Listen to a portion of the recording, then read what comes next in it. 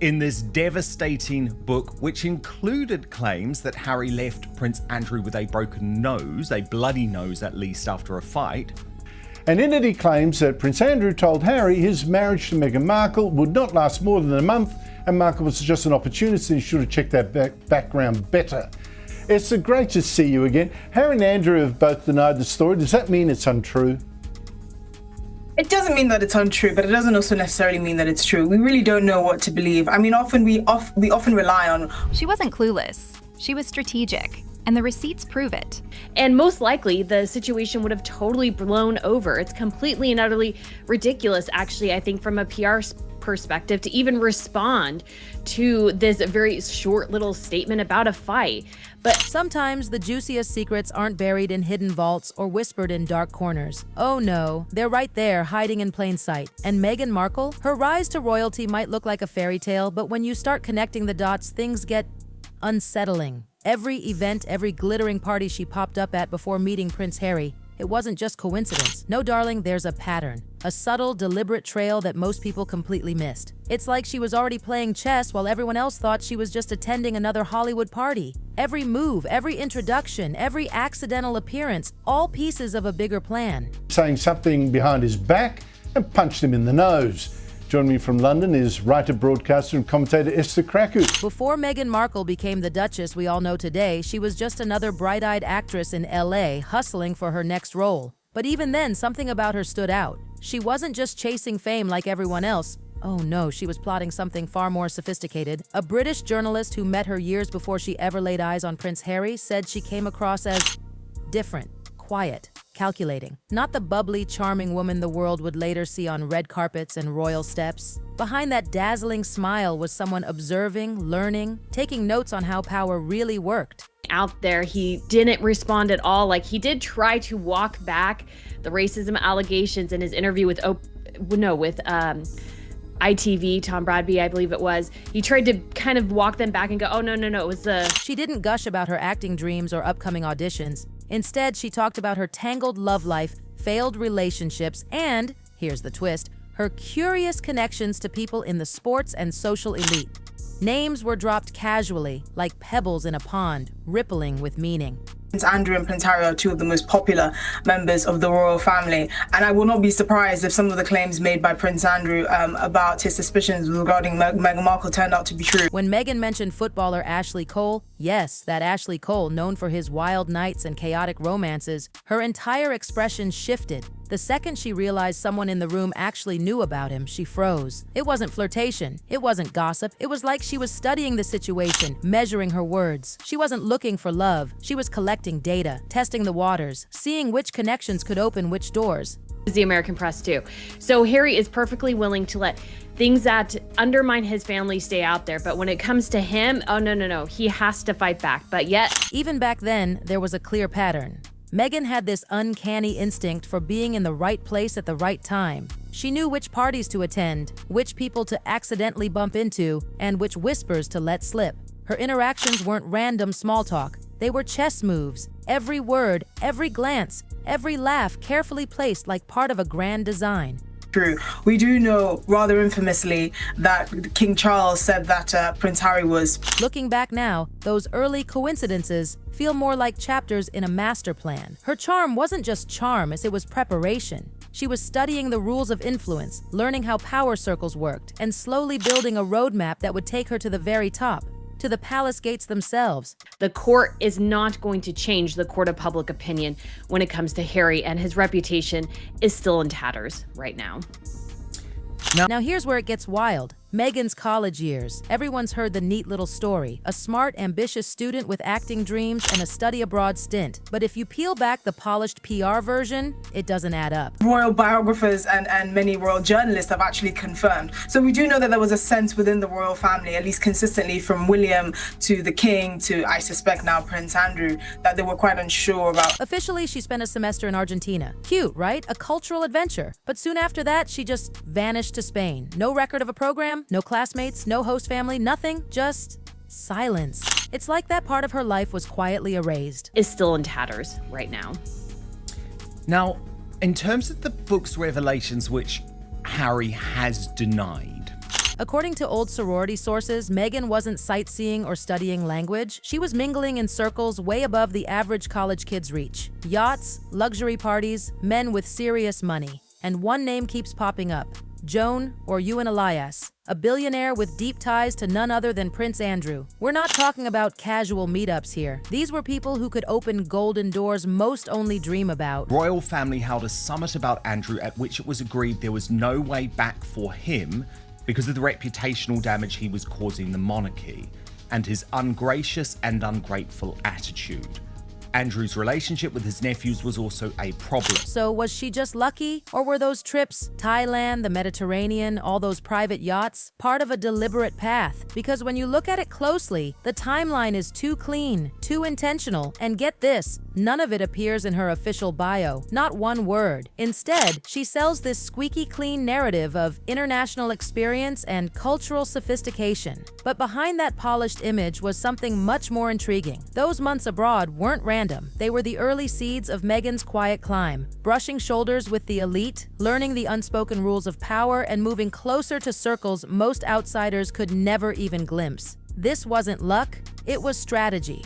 A long game, perfectly played. After those mysterious travels to Spain and Thailand, her social life starts to make a lot more sense. People from her sorority remembered her bragging, hopping from yacht to yacht, traveling across the Mediterranean, meeting influential men who, she said, changed her life. At the time, everyone thought she was exaggerating, but when you line up the dates, it matches too closely with trips made by billionaires and even royals. And that same name appears again, Elias. Not a casual friend, not a random connection, not a man deeply entwined with Prince Andrew with a very specific reputation, introducing beautiful, ambitious women to the glamorous and often dangerous world of the ultra-rich. Sorority parties, charity events, yacht gatherings, they weren't about fun. They were social stepping stones. And Meghan, she wasn't a guest, she was perfectly placed. Those yachts weren't vacations, they were stages. Private, exclusive, invitation-only stages where reputations were built and alliances were made. And Meghan? She fit right in. Elegant, composed, and quietly observant. She didn't need to shout for attention. Her mere presence was enough. The right people noticed. None of it was coincidence. Every appearance, every introduction,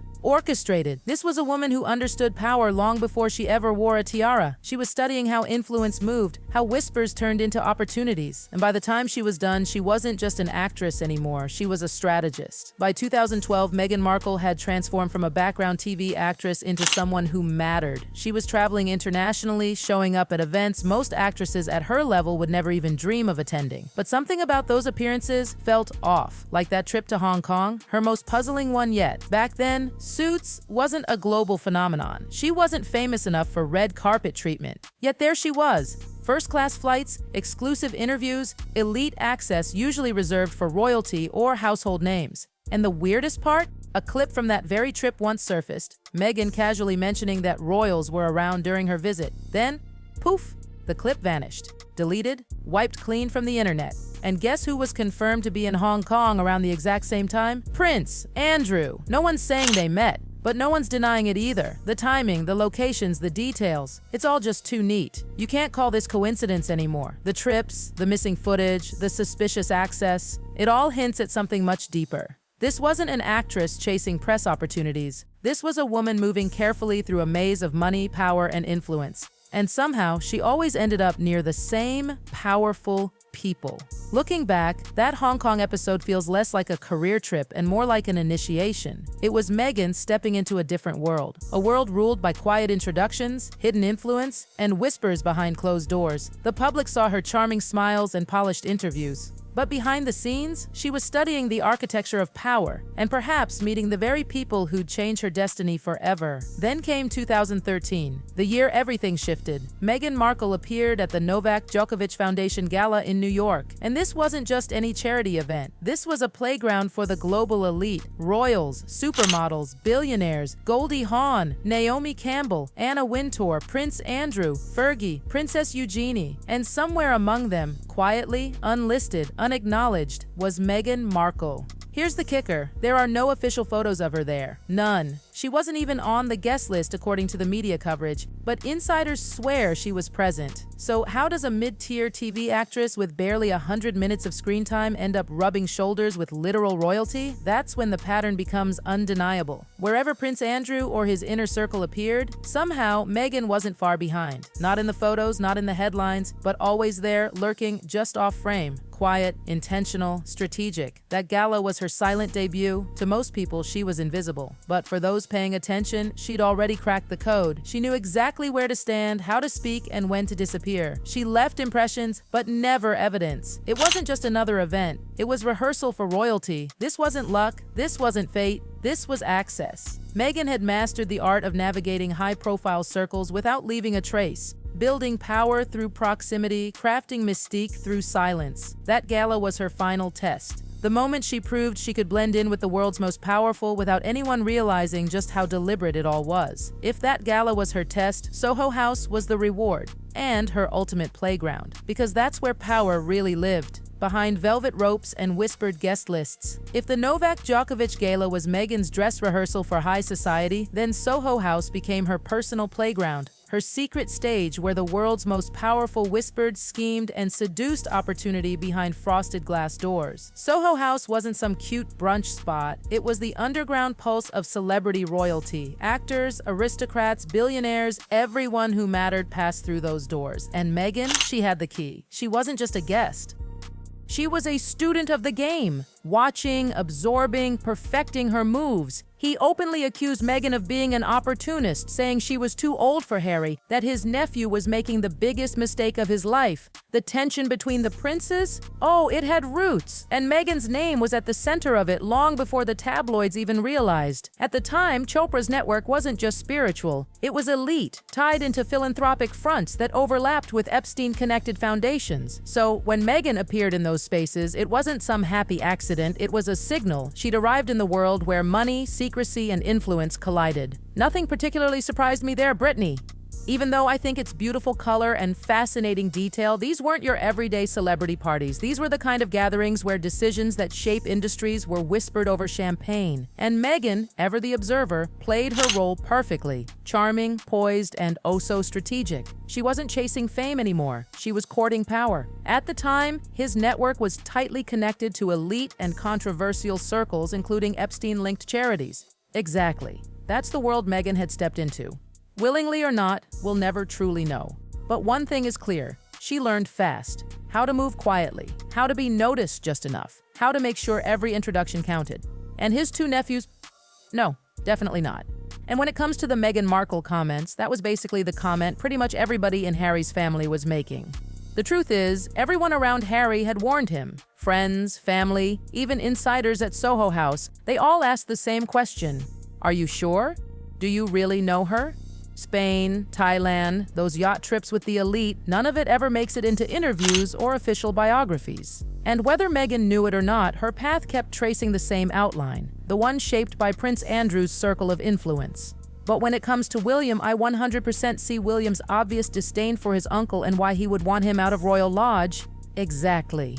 The tension isn't just royal family drama, it's layers deep, full of resentment, fear, and the ghosts of old scandals. Behind the curtain, every piece finally fits. The yachts, the lost footage, the elite introductions, the vanished trips. It all leads to one inescapable truth. Meghan Markle's rise wasn't accidental. It was deliberate, calculated, engineered, and now, with the receipts finally out in the open, the story everyone thought they knew is unraveling in real time. The truth is no longer buried, it's blazing right there in front of us. A royal mystery exposed in the harshest, most glamorous light imaginable.